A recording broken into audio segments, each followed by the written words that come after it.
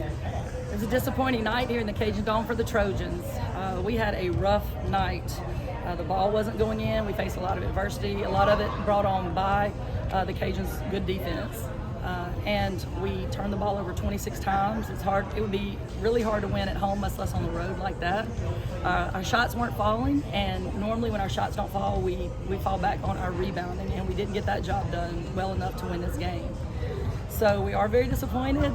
We want to get this 8th straight win in a row, but it did not happen. So we know you have to go back to the drawing board, and you have to learn all the lessons you can possibly learn from it.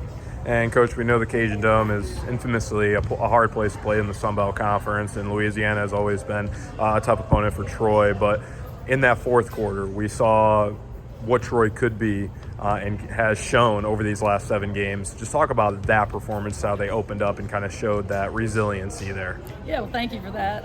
So the game plan, this team is not a three-point shooting team, so the game plan was kind of to clog the paint and to give them everything out on the perimeter. But in that fourth quarter, we had to get up because we were down by so many points. We had to get up and really pressure the ball, even in the half court, try to create things, kind of just kamikaze, create traps and that kind of thing. And they were really good at it. The team was good at it, and I'm proud of them for that and not giving up in the end. And one player in particular that I want to point out tonight was Zay Dyer. 10 offensive rebounds tonight to finish the night with 19 total. So I know you talked about that insurance. Just talk about Zay's obviously been with the program. You know, she's one of the 3 returners. Just talk about how she's kind of bought into that, as you call it, the insurance plan. She has bought into the insurance plan. I'm so proud of her, and I'm thankful for her because for a while she was the only one we had rebounding.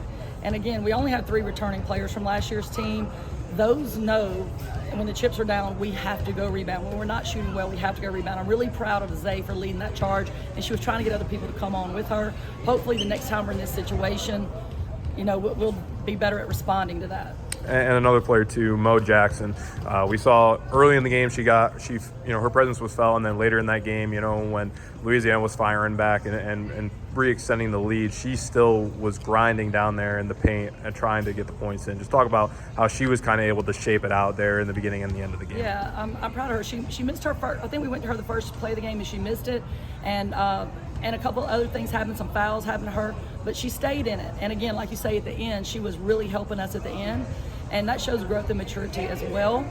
And I'm proud of her. And as the Sun Belt Conference plays out and goes on, I think in a lot of situations, other teams might not have an answer for her, especially if their other post has to guard Zay. So we need to call on that more often. And the road is not going to get any easier. You guys go back on the road for 2 more games. Jonesboro's next up. Just talk about what the plan is going to be over this next week to kind of prepare and get ready for that one. The game plan for playing Arkansas State, who now they're in sole place of second right now, I believe. It's completely different than what we did here and what we did at Texas State. It was all about guarding the paint against those teams. That was a game plan, and Arkansas State shoots way more threes than anybody else in the conference. So it's going to be about finding shooters and getting what we call a hand on their forehead and try not to let them shoot so many threes. Of course, you can't let them get in the paint and kick it out. But it's a big job coming up. I mean, they've won 7 games in a row too, I believe, or maybe, I don't know, but 8. But they're a very good team this year. They've got a good coach. They're very determined. And we've got to go fight and claw on the road to go get tied in second place with them again.